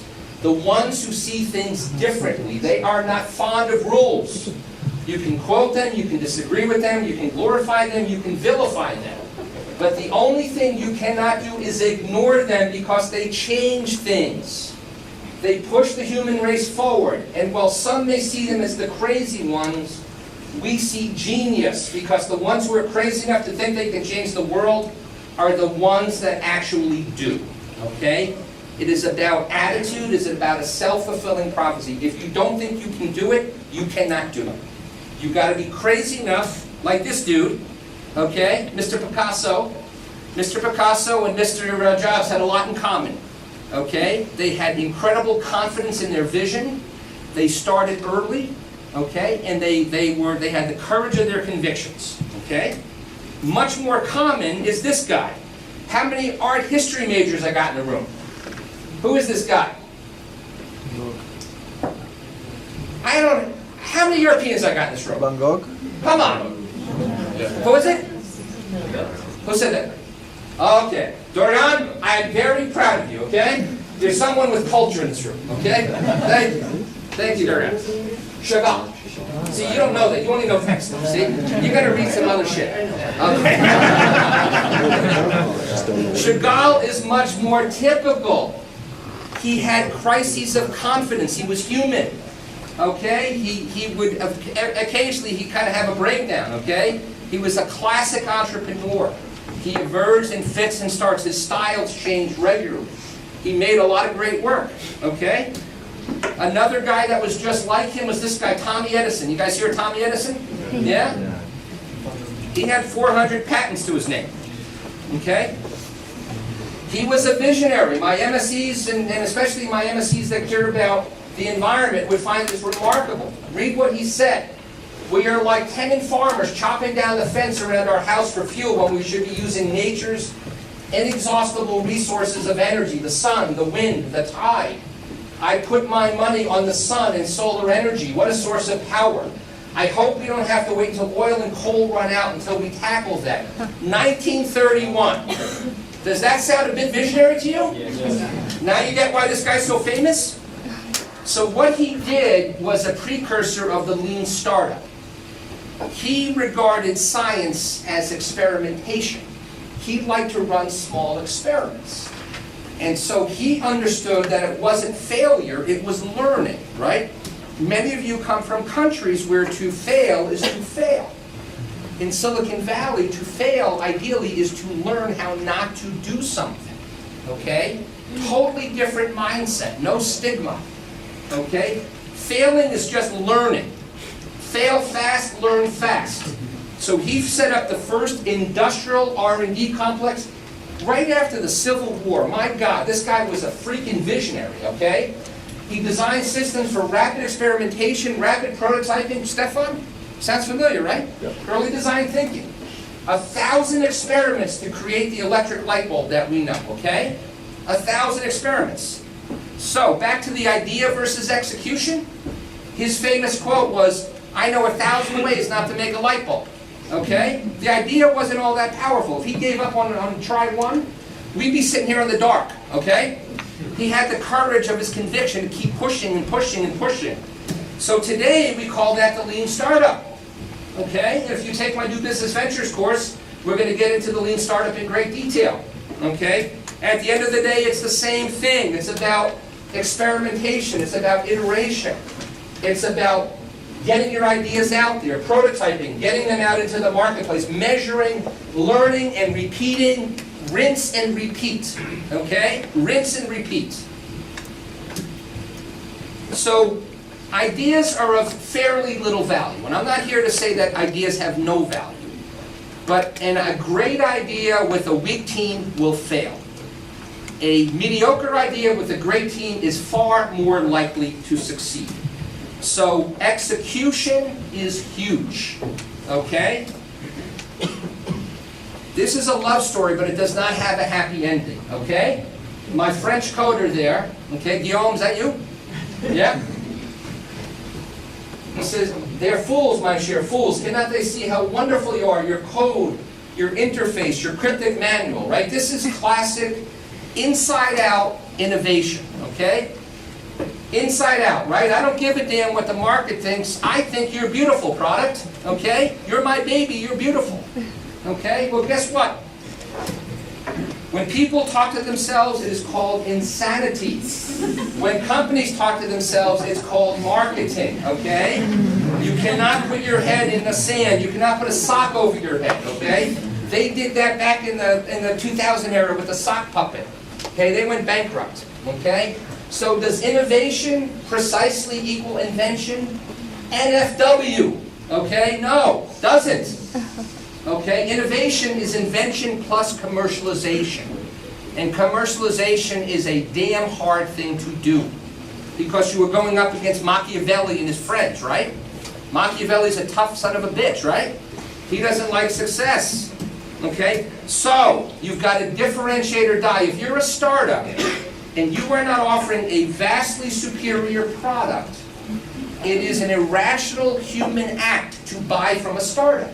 Why would I buy a product from a startup that's about the same capability, functionality, as a product from a well-known global brand that has a big, big balance sheet and big, 24/7 by 365 support? I'd have to be insane, right? So the only way, so one of the great rock and roll musicians from this city, down in the Haight-Ashbury, back from the 60s, the Grateful Dead, the first open source business ever, okay? We'll save that story for another time.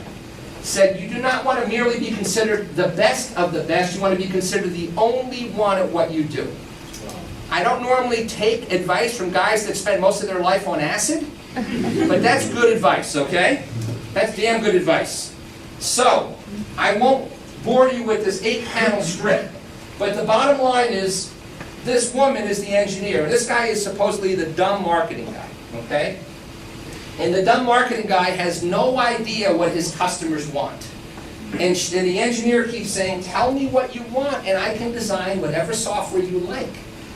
And he keeps saying, but tell me what you can do, okay?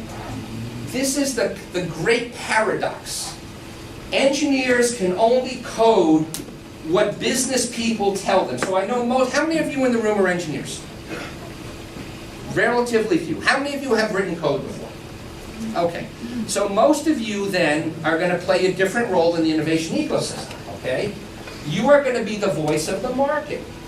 So when you sit across from a software developer or an engineer, you better be able to tell them what your customer wants, okay? That is the value add that you will provide, because you can't code stuff until someone can put it into business terms, right? So one of the great baseball players is a guy named Yogi Berra, and he was famous for his quotes. And one of his best quotes is, you can see a lot just by observing, okay? So if you're going to go and be on the commercial side of this thing, you better do a lot of observing. So how do we operationalize this stuff? Now, before I go on, I told you I would quit at 9:30, but I don't have any sense of time. I'm an entrepreneur. Okay? So, I want to give those of you who want to leave an opportunity to leave. I'm going to go for another 30 minutes because I'm the Energizer Bunny, okay? So, if you want to leave, now would be a good time to leave. I want to keep my commitment. I'm a few minutes left, light. But if you want to stay, I'll go to 10 o'clock, okay? So, now's your time to make a graceful exit. Anybody want to make a graceful exit? Okay? Okay. So how do we put this stuff in practice? How do we make it work in the real world, okay? What are the tools? What are some of the tools that we are going to need to make this work? Daniela. We need to ask for feedback. Say again? We need to ask for feedback, especially from our customers. Okay, you need to ask for feedback. We're going to come back to that. It's an important part of what I'm going to get to. Absolutely. Okay, now, what I'm about to tell you. So I have a cousin who has the same name as me. Okay? Some of you may have seen him on TV. My cousin Michael lives in Pittsburgh. When my family came over from Italy, his parents went to Pittsburgh, my parents went to Boston, to Brooklyn, okay? But he is a very famous magician. And I only tell you this for one reason. Because if everything else I tell you seems too hard, then what I would recommend is, rather than have me come in, you call my cousin in Pittsburgh. I'll give you his email address and his cell phone number, because there's two ways to do this. You can use smoke and mirrors, okay? And my cousin is amazing with smoke and mirrors, okay? Or you can do it the real way, okay? You can do the hard work to build your venture. It ain't magic, okay? No silver bullets, no smoke and mirrors. It's hard work. So the first thing you should probably try to do, especially if you're doing this for the first time, is you should find yourself mentors, advisors that you trust. You need people to challenge your thinking. You need people to be a mirror for you. And you need people to also give you a pep talk when you need one, because trust me, you will need one, right? So in The King's Speech, which was an amazing movie, this was not a relationship between a king and his subject. This was a man who was an expert and who brought very unorthodox techniques to help with the king with the stuttering problem, and of course it paid off in spades, right? So, one of the things that I want to share with you is a set of tools that I think are very powerful, right? And the first thing I want you to think about is, when you create a new business, there are three overlapping circles, concentric circles. One is the business desirable? Do people want what you're doing? Do they care enough to want what you're doing? Okay? So is it desirable? Is the business viable? Can you build a business that is profitable? Can you ultimately get to cash flow break even? Can you ultimately create a return for your investors? And increasingly, in a world where software is eating the world, it's likely that you're going to have a technology infrastructure sitting underneath your business. And so, is the technology feasible? Okay? Is the technology feasible? So at the point of intersection of these three overlapping circles, is called experience innovation, okay? Because more and more customers ain't buying products, they're buying experiences, okay? We are living in the era of the chief executive customer, okay? And to your point, Daniela, if we're not in tune with our customers, we're nowhere, okay? So you need to deeply understand what your customers want and what they don't want, okay? And you have to be able to create balance between the big picture, right? What are we ultimately trying to do, but also have the ability to get to the details. And it's very rare that someone can be a big picture thinker and a detail person, okay? So Steve Jobs needed Tim Cook, okay? Bill Gates needed Steve Ballmer. They could not have succeeded alone. So back to the point about team, if you like the big picture and you hate details, God help you, unless you got a detail person. If you love details but you don't like to, get out to the industry and understand what's going on, you don't like to read The Economist or the New York Times or see the big picture stuff, you better find someone that does. You don't like to go out and pitch because you're shy, you better find someone that likes to pitch, okay? You need to create balance. That's how you build a team. Now, one thing that's very important to do when you start asking customers questions, especially in B2B markets, is the problem that I am solving an important problem, okay? And so, when you look at this graph, it's a very simple graph, right? On this axis, on the x-axis, how satisfied am I with existing solutions? There's a lot of different people trying to solve a problem. Are they doing a good job? Are they very satisfied or are they very unsatisfied? More importantly, how important is the problem to the customer? I've met a lot of MIT PhDs that build amazingly beautiful, elegant solutions for problems nobody cares about because they had a sock on their head. So you can say that they're really smart academically, yes, but they don't have business acumen, okay? And so people that have business acumen are humble enough to say, you know what? Before I spend $10 million building something, why don't I just go ask 20 customers whether they think it's important or not? It's amazing what you'll learn, right? So just like Yogi Berra said, okay? You can learn a lot just by observing. So you have to have the curiosity and the humility. So the question that was asked earlier is how do you sustain the energy, the drive, the motivation? You can only do it if you care passionately about this space and you're curious enough to care. So of course, you want to find those opportunities that are very, very important, but where the level of satisfaction is very low. So I share the example of one of my very first startups, and we created this startup. I have an engineering background, and we created software that allowed electrical engineers to design semiconductors and circuit boards and systems in a far more systematic and elegant way.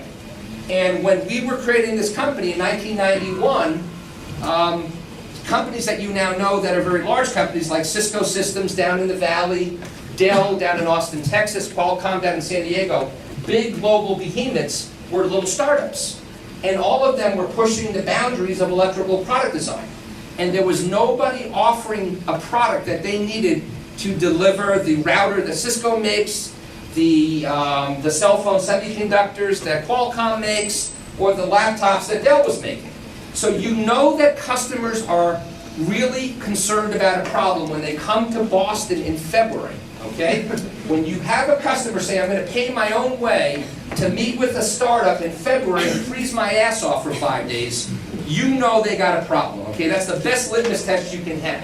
So we brought a bunch of companies in from all over the country that were they were in severe pain. They were trying to collapse their development cycle by 2 years. There was nobody that had a product. So we sat with them and we co-created a product, and as they got big, we got big. We went from nothing to $180 million a year in 3 years, went public, sold the company for $1 billion. All because we had the humility to ask leading edge adopters, is this problem important, okay? Very basic. So, design thinking skills, okay? Design thinking skills, we've got people in this school that are creating a design thinking club. It's a hugely important field of discipline. It is a very important part of competitive advantage. But at the end of the day, you have to understand about, again, human values and empathy. You've got to understand about very quickly encapsulating the ideas that you get and putting them to a prototype form to allow your customers to play with them. You have to be able to very simply, so I had a couple of students today going to a hackathon this weekend, and they've got a 60-second pitch, right? They've got 60 seconds to convince everyone in the room that their idea is cool. That takes a lot of thought. How do you get your idea across in 60 seconds? And show, don't tell, right? So you've got to really be able to understand how to communicate your ideas in a way that's meaningful. How many of you use Pinterest? How many Pinterest users in the room? Okay? Pinterest is now the fastest growing company in history. Okay? Believe it or not. Do you know what Pinterest is? Who wants to explain what Pinterest is? All right, we're getting late. Yeah, please. Explain what, but say it loud, okay? Say it loud. Pinterest is just like a board that you bring like all the pictures and everything that Pinterest will give. Okay, thank you. What's your name? Thank you. Thank you very much. What Pinterest essentially does, it allows you to share things that you think are cool. So you can post like a bulletin board.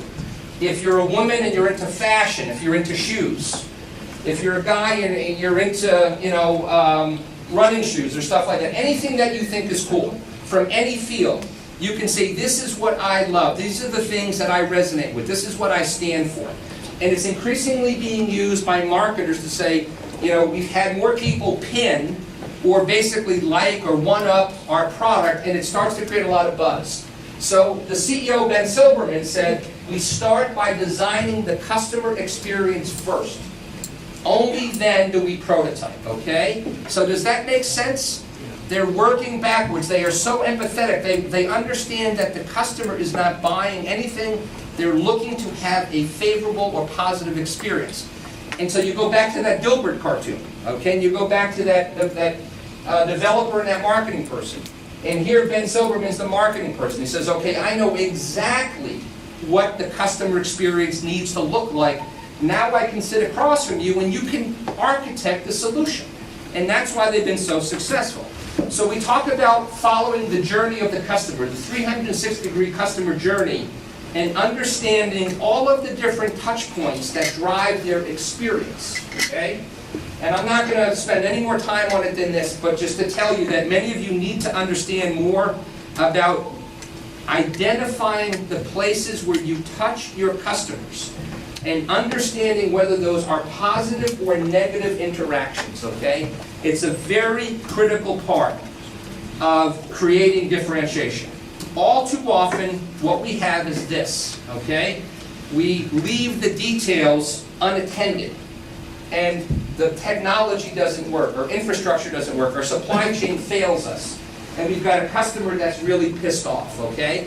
And so even though you might have had this awesome website with all kinds of animation, and it was a really, beautiful design, and then the infrastructure fails you, and then the customer doesn't come back, okay? We need to use the business model canvas. So to Chris's question, at least in Silicon Valley, the business model canvas has rapidly replaced the business plan. The business plan is becoming obsolete before you hit the save button. The business model canvas is a framework that helps you understand the 9 key drivers that create value in your business, okay? And those 9 key drivers are, this is a living, breathing document. You're updating this almost daily because you're constantly learning from the market. And so when we talk about the lean startup, right, the way that lean startup differs from traditional methods is in traditional methods, an entrepreneur would have this certainty of their idea, and they would create a business plan without really validating that business plan, and they would raise capital to execute that business plan, and only then would they figure out whether or not the business plan was valid. By then you've burned a lot of capital, you've burned a lot of morale.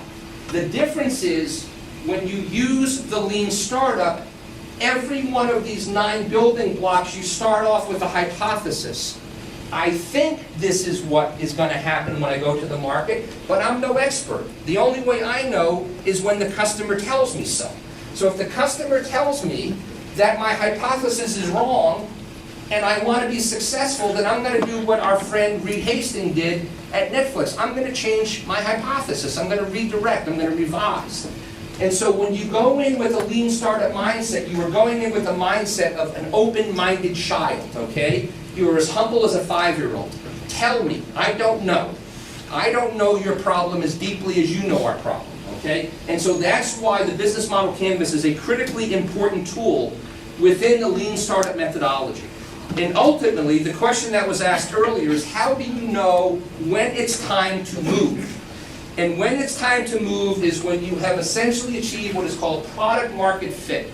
And product market fit is exactly as it sounds. When I have gone in with my hypotheses, and I have tested my ideas, and I have iterated and asked the question, and gotten feedback, and re-prototyped, and gone back again, and put prototype version 2 in the hands of my customers, and found out yet again, well, this works, but this doesn't work. And I go in a third time, and they say, okay, this time you got it right.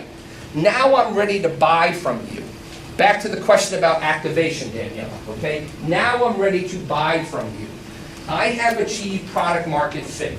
When you are running the startup, you have one mission only. One mission. To get to this. When you get to product market fit, then you are ready to raise capital and hire a team, okay? Until you accomplish this, and it's beyond the scope of this evening to get into the details, okay? This is version 1. I'll be back on campus in March and we'll do more of this stuff, right? This is just sort of an overview. But this is where you start. Up until the time that you get to product market fit, you are experimenting, you are testing your hypothesis. So it's a very clear model. And as Mikey Tyson said, okay, everybody's got a plan until they get punched in the face, okay? Now, Mikey's got a new career. You know, he was probably a better boxer than he was an actor, okay? But he was absolutely right about the quote and the punch, okay? Sir Winston Churchill, being a Brit, was a little bit more eloquent.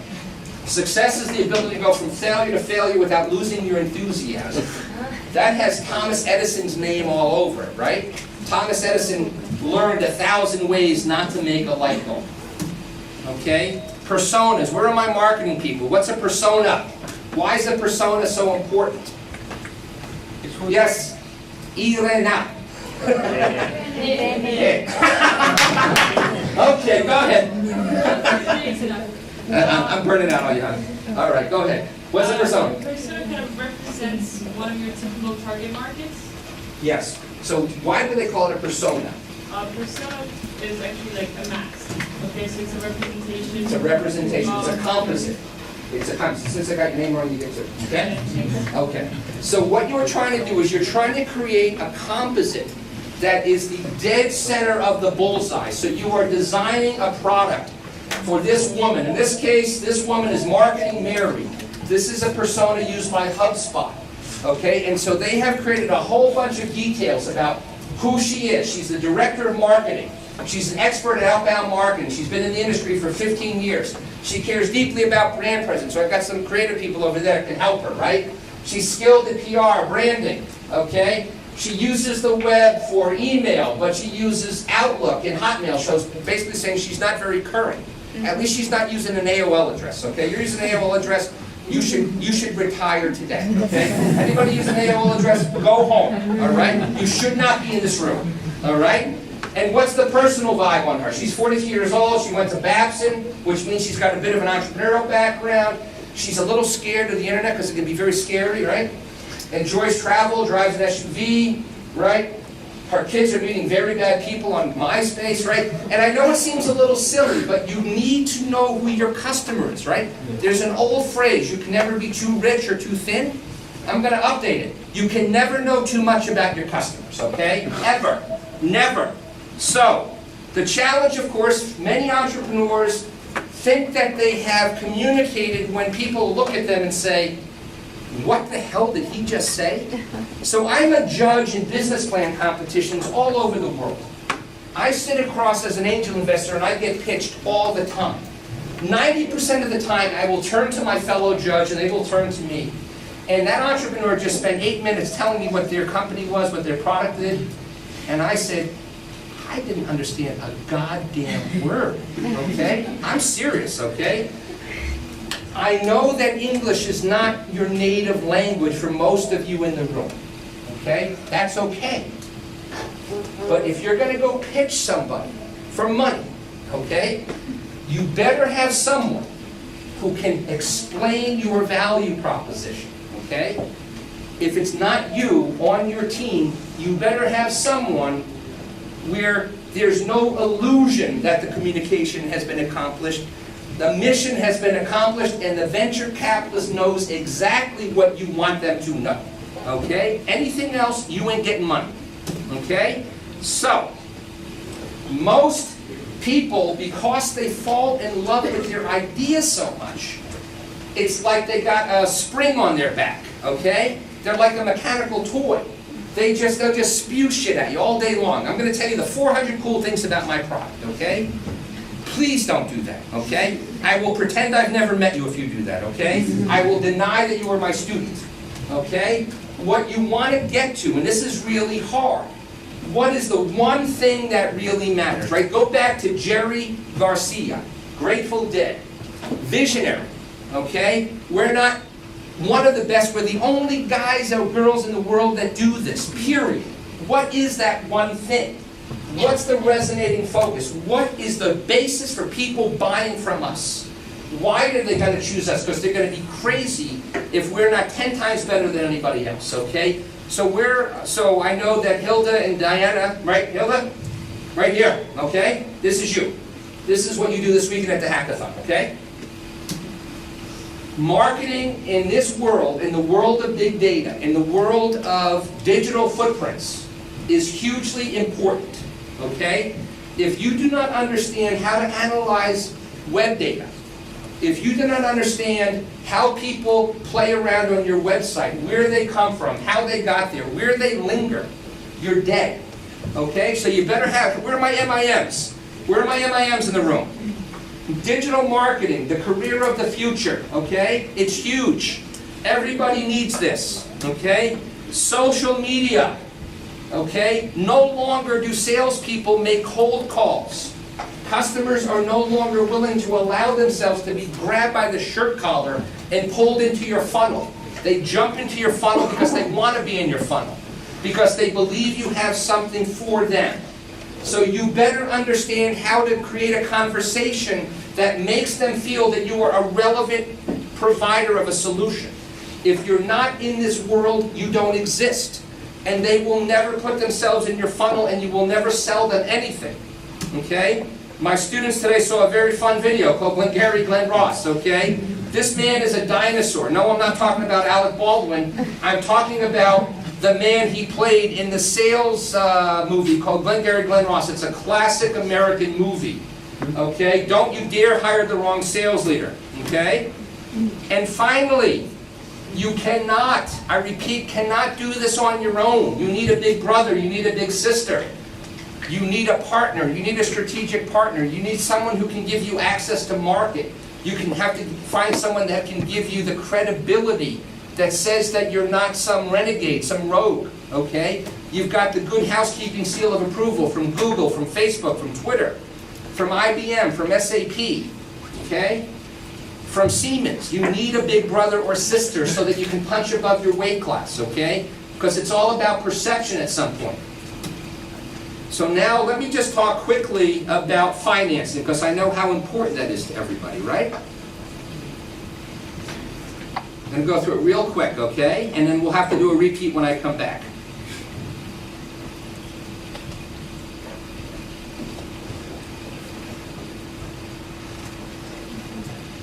Let me just say one thing about partners, okay? I won't even...